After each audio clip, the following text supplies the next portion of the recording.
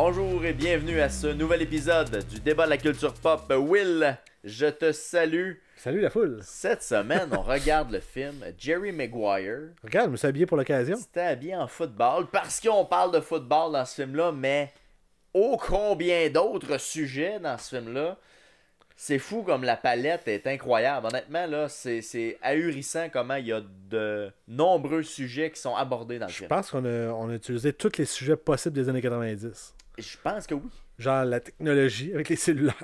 Ah ben ça, c'est un aspect évidemment qui, pour les jeunes qui écouteraient le film. Là, les relations hommes-femmes, les relations agents-joueurs. Après ça, même les relations familiales, parce que c'est une famille reconstituée. Il y a quelque chose là-dedans aussi. Relation avec l'argent aussi. Il y a quand même. Effectivement. Sa relation avec sa propre carrière, avec ce qu'on veut faire dans la vie, le sens qu'on veut y donner. Puis il y a beaucoup aussi des affaires que maintenant que on entend beaucoup parler, genre côté santé, autant physique que mentale, que là, ça a commencé en 96 de se parler. Puis là, finalement... Quoi, 20... plus que 20 ans. Là, ouais, plus de 20 ans, on fait enfin référence à ça, genre... Exact. Où on a pris les mesures pour pallier. Ben, les commotions cérébrales, on en parle un peu, quand même. Spoiler, là. Dis donc, les commotions, c'est un spoiler. Ouais, c'est un spoiler. Tu commences avec les spoilers, là, même. Eh boy, là, je suis allé trop loin, mesdames et messieurs. Après ça, tu vas me parler de dépression. Oh, peut-être. Mais oui, non. Je pourrais. J'essaie de pas les nommer, puis toi, tu les nommes tout bonnement. Mais c'est que le film a quand même... est-ce qu'il était précurseur? Écoute, on le découvrira dans l'épisode. Et puis, on a un invité quand même assez spécial qu'on a réussi à avoir sur notre panel. C'est un P, un A, un P avec un A. Donc, c'est mon père, effectivement. Donc, mon père qui s'est prêté au jeu, à l'exercice de regarder ce film-là, qu'il n'avait jamais vu. Donc, ce qui m'a étonné aussi, parce que... Ton père, c'est un cinéphile quand même. Il écoute quand même passablement, évidemment, de cinéma, mais ce film-là avait passé dans le beurre. Bon, c'était peut-être pas un fan à l'époque, puis on va le voir dans l'épisode. Là. Clairement, il regardait pas les affiches dans les centres de location à l'époque. Tu sais, à l'époque aussi, le football n'était pas très populaire au Québec en général. 96, non, effectivement. Là, les Alouettes venaient de partir, je pense, ou ils revenaient. Ils revenaient, mais tu sais, même, on va dire, le Super Bowl dans les fêtes, la première fois que j'ai eu contact avec ça, le football américain, c'est début 2000. Là, fait que, à la maison, chez moi, on n'était pas des fans de football, mais on n'en parle pas vraiment dans l'épisode, mais enfin... C'est pas tellement grave, mais disons on en parle là. L'affiche ne portait pas non plus à dire je suis un fan de football, j'ai envie de regarder ça. On en parle un peu dans l'épisode, là, tu sais. Non, c'est ça. C'est un acte de foi qu'il fallait que tu y ailles pour voir ça. Puis les bonnes choses que le monde disait, je présume. Ouais, aussi. Exact. Les critiques qu'il pouvait avoir à l'époque, peut-être. Parce qu'en 96, moi, j'avais, vite de même, j'avais 11 ans. 11 ans, ouais. Fait que critique de cinéma, je ne regardais pas bien, je te Dans le Journal de Montréal, ça devait être pas la première section que t'allais, là. Non, pas bien. Il y a peu de chances que t'ailles voir. Ah, ben oui, Jerry Maguire, bonne critique. J'allais dans le fond, moi, j'allais dans les sports. Ouais, tu commençais à la fin, toi aussi, hein, effectivement. Classique. Même chose. C'était la section la plus intéressante, de toute façon. Puis à ça, personne ne fait ça. Parce que le journal n'existe plus. Même la presse plus, à la limite. Tu veux commencer par le sport, tu vas dans le menu, tu le sélectionnes. C'est ça, c'est tous les enfants qui ne vivront pas avec ça. Mais tu sais, juste l'odeur du papier. Tu sais, comme... Ben, c'est justement, tu sais... À l'époque, là, des podcasts, ça n'existait pas. Non. Puis là, à cette heure, ils peuvent écouter ça n'importe où. Exactement. Ça m'amène à te parler. Oui. De où est-ce qu'on regarde ça? As-tu vu ma transition que je t'ai faite, moi? Calme, c'est un vrai peu. Ça paraît que ça fait 20 épisodes qu'on fait. Écoute, ça, c'est un podcast, comme je viens de dire, qui est disponible sur Spotify, Apple Podcasts, Balado Québec, Stitchers, puis Google Podcasts, oui. Je vous invite à donner des étoiles, 5 de préférence. Ben oui. Et écrire des commentaires. On va les lire, puis on va juger si ça vaut la peine de les écouter ou pas. Ou pas. Puis sinon, on va dire, hey, j'apprécie ton commentaire. On fait ça pour le plaisir. C'est ça. Et votre plaisir. Si vous voulez aussi nous stalker sur nos médias sociaux.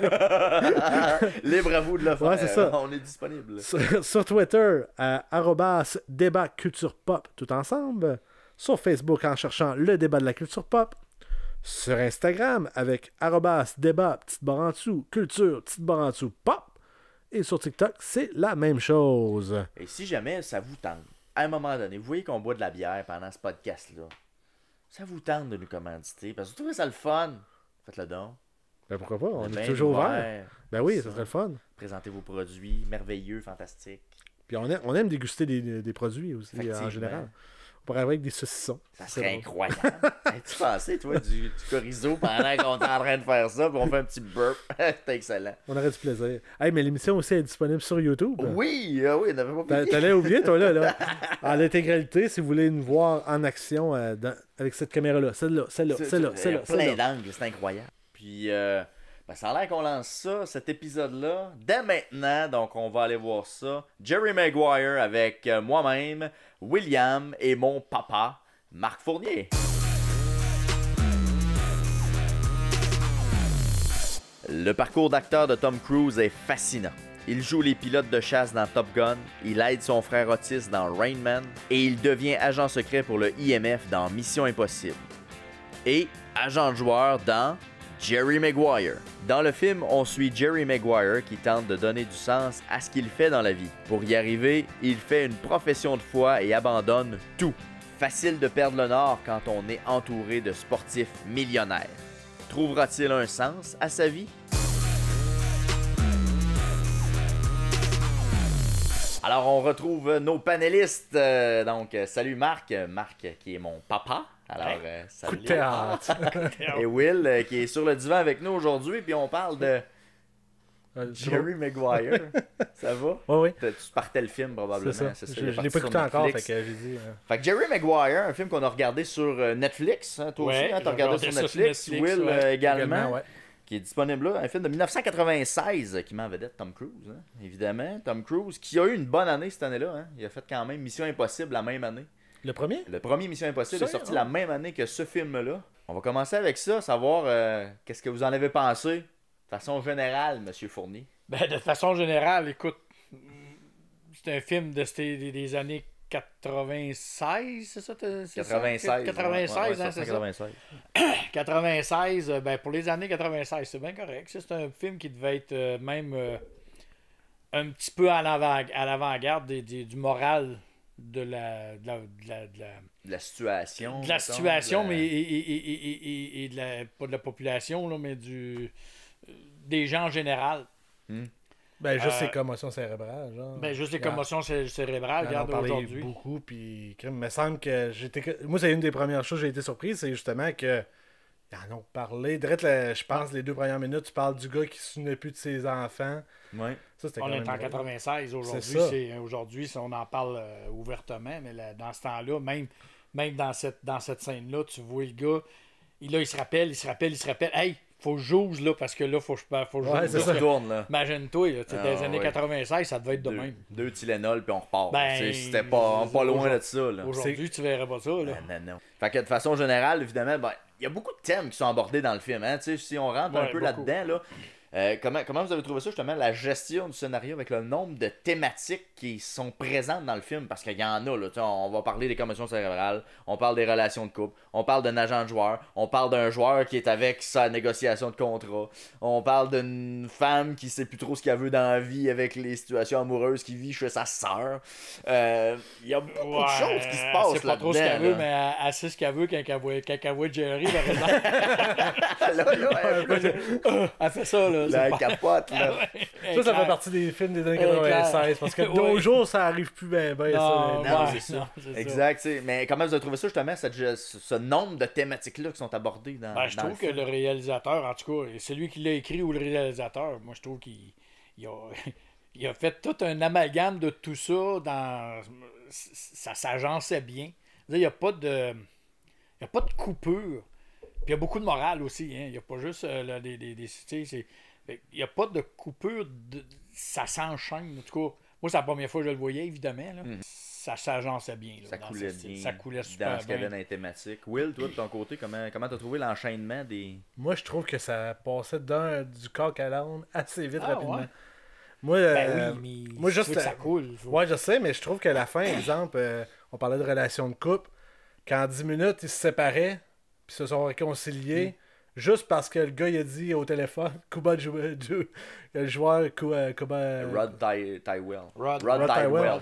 Qui dit à sa femme, je t'aime, puis là, lui, il réalise, hey, finalement, j'aime ma femme. Tout d'un coup, j'y avais pas pensé avant, mais là... Ouais, mais il y a eu juste avant ou après, là, je me souviens plus, je l'ai vu une fois, tu sais, Jerry puis Rod, ils se sont pris d'un bras parce que Rod, il avait réussi, puis tout le kit. Ouais, là, ouais. La gros friendly, la collade, là, puis tout ce que tu voudras. Puis c'est après ça qu'il s'est retiré, non? Puis là, il y a Ouais, pas eu, ouais, mais après ça, c'est avant. il y a eu une conversation. Tu sais, les journalistes, ils ont posé des questions. Puis là, Ouais. lui, il est parti à la course. C'est ça.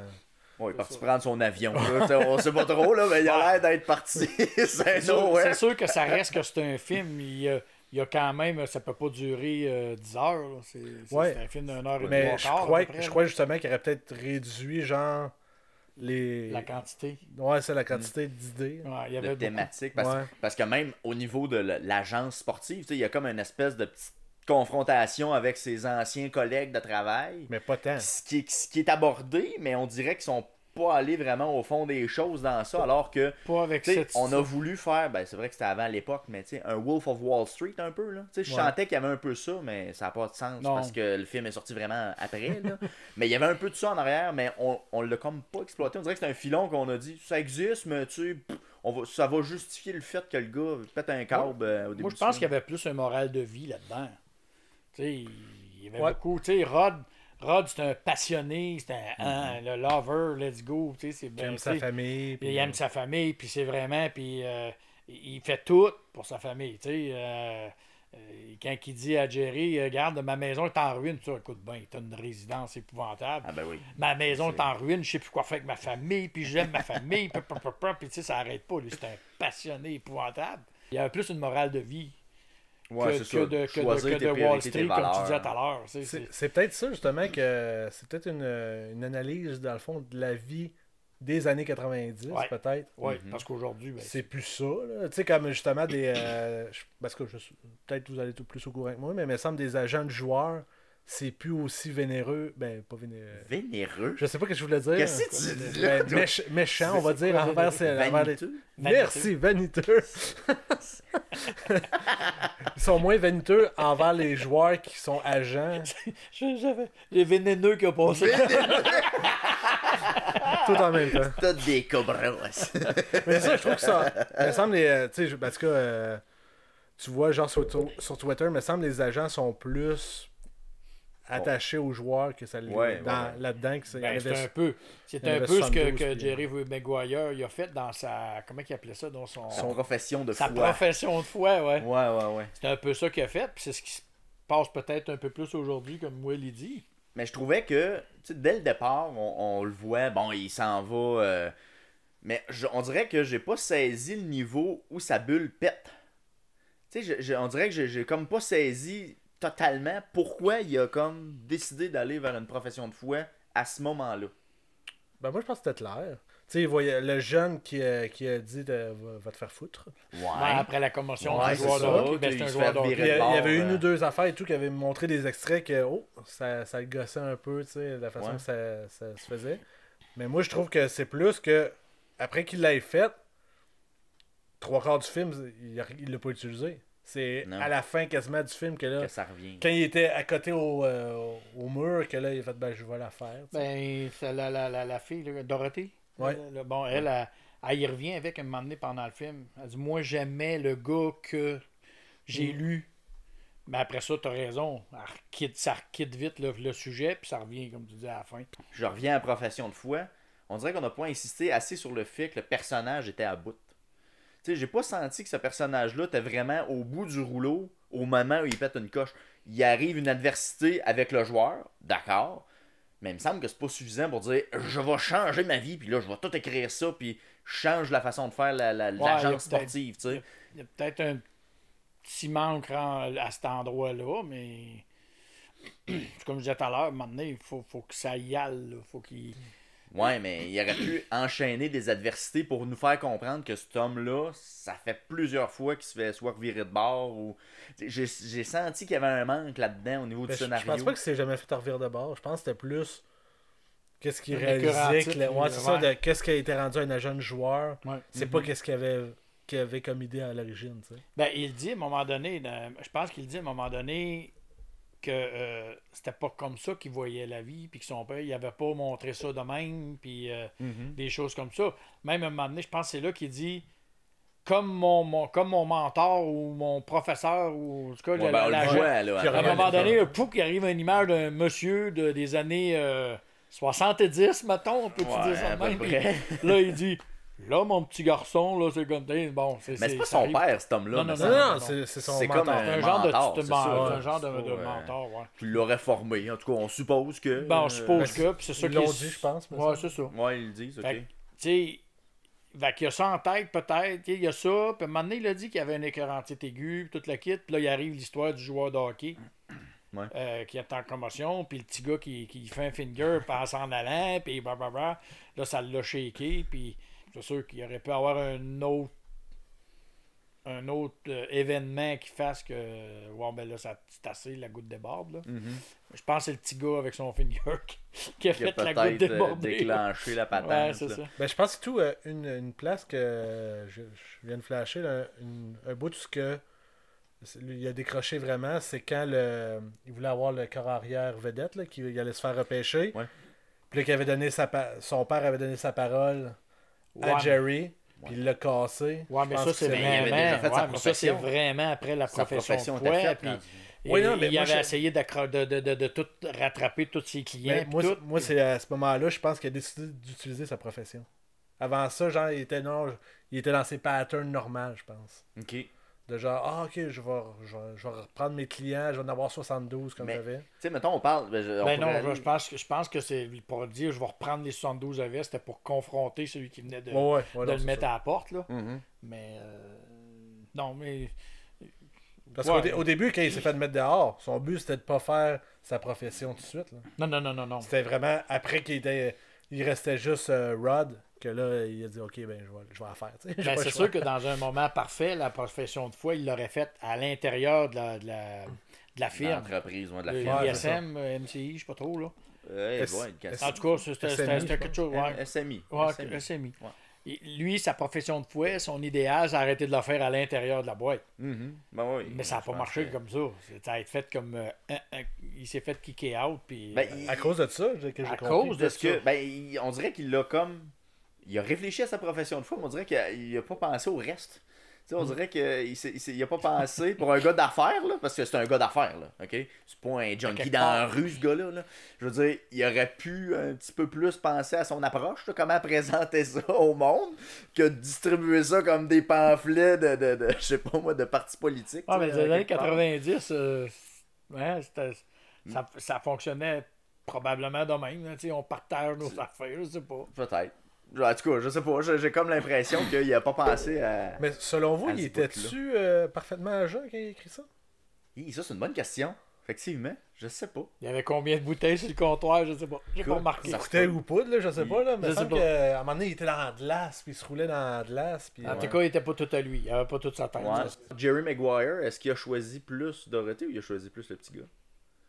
T'es plus attaché au petit gars. Hein? Tout le long, c'est le petit gars, mais à la fin, je pense que c'est la fille.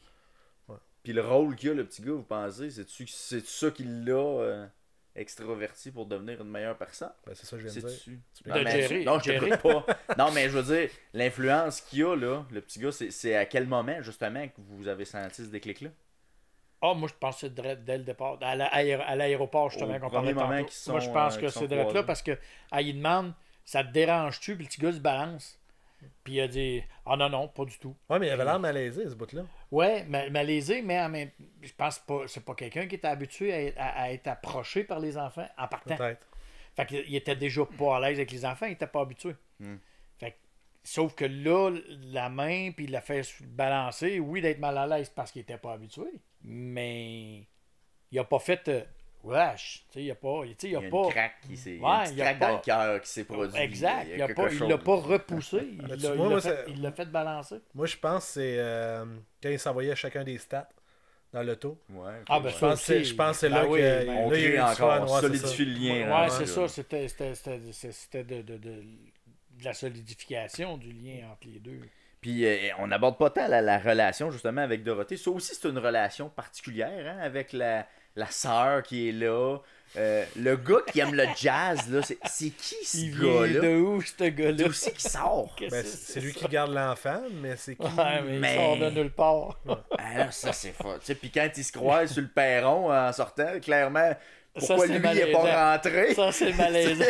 Qu'est-ce qu'il fait dehors? Puis l'autre, il sort, comme ça, je t'ai préparé une cassette de jazz. Mais du Miles Davis, que c'est ça, ce gars-là? Ouais, puis il précise le genre de musique, pas olé, mais jazz plus sexy peut-être, là, plus... il prend la peine de préciser ça. Mais toute cette scène-là était bizarre, par exemple. Ça, là, ouais. Parce que elle rentre, pourquoi il reste dehors? On sait pas trop pourquoi. Parce que... c'est pour mettre le gardien dehors. Ouais, mais dans les cas, qu'est-ce qui l'empêchait de... Ouais, c'est ça, rentrer, rien, puis ok, ciao, bye. rien. Ça change rien dans la vie. C'est quasiment plus malaisant qu'il reste dehors puis qu'il le croise en sortant. Ben, c'est ça, En plus, il rouvre la porte puis mon Jerry Maguire, il ouais, l'autre, il part la conversation. Là, moi, je veux juste rentrer. Là. Je pense qu'il fallait qu'il donne un petit texte au gardien. Là, mais c'est là que ça s'est passé. Là, mais en tout cas, peut-être. Il y a beaucoup de personnages, justement. Je sais pas si t'es allé voir ça. Ouais, ben, je m'en allais mais... aux personnages, justement. Ouais. Il y a beaucoup de personnages qui sont pas tant nécessaires, je trouve. Justement, c'en est un très bon exemple. La gang d'amis de femmes frustrées, un peu. Ouais. Qui, ouais, ça, c'est l'effet de groupe. Ouais. S'ils voulaient, mettons, faire une image de la sœur à Dorothée, c'est une... j'ai cru comprendre des séparés frustrés. Là. C'est un peu ça qu'ils disent. C'est le même Dorothée l'explique. C'est ça qu'elle l'explique. Je pense que c'est pour donner de la valeur à ce que sa sœur est. Donc, le groupe, mais je pense que juste sa sœur, ça aurait été suffisant, personnellement. Tu penses? Bon, je pense qu'elle aurait pu être assez forte comme personnage pour incarner ça. Parce que il me semble qu'elle était assez forte, justement, quand elle dit je sais pas comment dire en français, là, mais don't fuck it up, là, après la bière. Ouais, ça, après le mariage. Ouais. Je pense qu'elle l'inquiète. C'était assez direct. C'était clair. J'ai bien aimé notre conversation. Ouais, c'est ça. Je sais pas comment elle le dit en français, effectivement. Je me souviens pas de la tournure qu'après, mais. Justement, tu m'amènes là-dessus. Vous l'avez écouté en français, les deux? Français. Ouais. Comment vous avez trouvé la traduction? Je vais te laisser y aller. 96. Oui, premièrement, ouais. Effectivement. Puis tu sais, les scènes cultes que je connaissais, parce que pour peu que je connaissais du film de Jerry Maguire, il y avait Show Me the Money, là, quand il crie au téléphone. Ça, je pense que tu l'avais probablement déjà entendu ou vu. Je sais pas Show Me the Money, ça existe dans des discussions n'importe où. Là, Non, mais comme ça au téléphone. C'est rentré dans la culture. Ouais, mais... De savoir que ça venait de Jerry Maguire. Ok, non. Pas en tout. Mais c'est ça, mais oublie ça. J'aurais jamais fait le lien avec Jerry Maguire. Là, Jerry Maguire, je savais même pas que ça existait. Honnêtement, le nom, le film. Pour vrai? Zéro. Ah ben là, tu m'étonnes, par exemple. T'avais jamais vu même l'affiche en allant au club vidéo? Non. Puis pourtant, me semble, à l'époque, ça m'a pas marqué. Aux vidéos Super Choix. On les salue. Il y avait des pancartes à barouette, c'était gros. Qu'est-ce qu'il y avait au Super Choix? Non, mais quand t'allais louer des cassettes en 96, 97, là, t'avais des posters, mon Dieu, c'était gros comme le mur. Puis, pas parce qu'on y allait pas. Ben non, on y allait en chercher des films. N'arrêtait pas, sacrifice. Exagère pas quand même. Non, mais je veux dire, à cette époque-là, il y avait de la pub. Ça m'a pas marqué. Ça m'a pas marqué. Je pense que c'est une des raisons pourquoi je l'ai pas écouté, ce film-là. Parce que j'en ai entendu parler de Jerry Maguire durant toute mon enfance, mais ça m'a jamais intéressé de la regarder. Puis le poster, je pense que c'est une très bonne raison pourquoi. Ben, si tu le regardes pas, tu sais même pas c'est quoi le sujet. Non, mais c'est ça. Honnêtement. Tu vois, c'est Tom Cruise, Jerry Maguire, lui d'un côté comme ça, qui a l'air d'être un peu autiste, dans le fond. C'est comme à la suite de Rain Man. Justement, votre personnage marquant dans le film. Est-ce que c'est. dans ton cas, ce serait Rod Tidwell? Ça serait Rod. Amène-moi la monnaie, amène-moi l'argent. Puis là, mais là, c'est lui qui a le plus de cœur. Mais tu sais, il est extraverti. Le mot est-tu assez puissant pour dire qu'il est extraverti? Honnêtement, comme acteur, j'aime mieux lui que Tom Cruise. Dans ce film-là, on parle de ce film-là. Oui. On apprécie. Mais dans Jerry Maguire, celui qui fait le plus flipper, à mon sens, à moi, c'est Rod. Pas le bout au téléphone, le Show Me the Money, qui est en français. Ben, la version française me tuait bien dur. Là. Je trouvais que c'était... Ben, il fait gueuler au téléphone tout. Bon. Ouais, c'est ça. Pas plus que ça. Mais justement, la version française, est-ce que vous avez fait le switch pour le mettre en anglais pour certaines scènes? Même pas? Vous n'avez pas essayé? Moi, je l'ai fait pour justement le Show Me the Money, qui est la scène phare, en tout cas qu'on connaît peut-être plus. Puis en français, c'est Gagne-moi le blé. Ouais, c'est ça. Gagne-moi le blé. Y a-tu quelque chose de plus 1990 que ça? Gagne-moi le blé. Les Français général. Hey, non, mais ça, c'est dur, c'est une affaire que je suis content avec les années courantes. Là, c'est que, justement, tu sais, si c'est un film de football, ben, ils vont le traduire québécois pour que ça ait du sens. Parce que les Français, ils n'ont aucune idée c'est quoi du football américain. Là, ben, juste Jerry Maguire, là. Ouais. Ça ben aussi, oui, ça m'a achalé, c'est un moyen temps. Là. Pareil comme si t'es pas capable de prononcer Maguire. Hey, là, force-toi, champion, là, me semble facile à prononcer. Là, mais il y a un paquet de termes comme ça, je trouve que justement dans la traduction, là, c'était achalant un petit peu là, à force d'écouter le film. Ben, Gagne-moi le blé, ça c'était. C'est sûr qu'il le dit souvent, là. Ouais. Puis il dit fort. Il dit fort. Mais j'ai été déçu de cette scène-là. C'est peut-être parce que je l'écoutais en français, là, mais j'étais comme, OK. Pas aussi fort que tu pensais. Non, c'est ça, je pensais que c'était une grosse scène intense parce que, tu sais, ben, tu l'avais pas vu, mais il y a plein de memes justement sur Internet de tout ça que ça a été utilisé. T'sais, j'ai jamais vu le film, mais j'avais vu Tom Cruise qui gueulait au téléphone. Bien sûr. Quand je suis arrivé à la scène, j'ai fait, c'était vrai, tout ça pour ça. C'était juste ça. OK. Ah ben, merci beaucoup, messieurs. Merci papa d'être venu sur le podcast. C'était bien le fun. Je veux juste spécifier que sur Netflix, justement, il donnait 2.5 étoiles sur 5. Puis je pense que c'est justifié. Pour la note. Ah, tu voudrais qu'on aille. Ah, on pourrait conclure avec ça, t'as raison. Ben, oui. On va aller avec la note. Toi, 2.5. 2.5 sur 5, je trouve que c'est 1 justifié, puis 2, c'est logique. Ça a de l'allure. Plus que le 7.Q que j'avais ici. Ben, 7.Q, ça devait être dans les années 90. J'imagine dans les années 90. Non, ben, IMDb, ça datait pas des années 90, je pense pas. Ah, ok. C'est du monde peut-être nostalgique des années 90 qui ont aimé. Ouais. C'est ça qu'en fait, non, il était bon. Là, ça vaut 10. Là, toi, tu dirais quoi? Ben, moi, j'irais à du 7 sur 10. C'est pas un mauvais film. C'est sûr qu'on peut pas l'amener aux années 2000. Tu sais, on va dire pour 2022. 2022, je pense que oui, il y a beaucoup de moralités qui sont encore bonnes aujourd'hui. Il y a beaucoup de choses qui sont encore bonnes aujourd'hui quand on regarde l'histoire des joueurs vedettes et ces choses-là. Mais oui, je ne mettrais pas un 8-9 parce que ça reste des années 96 pour aujourd'hui, les années 2022. Ben là, c'est vrai. Merci beaucoup, Ben, d'être venu. Ça a été super le fun. Puis peut-être une prochaine fois. Bon, on sait jamais. Tu as aimé ça, puis tu voudrais revenir. Peut-être de quoi où est-ce que je suis très passionné. Peut-être. On sait jamais. Merci.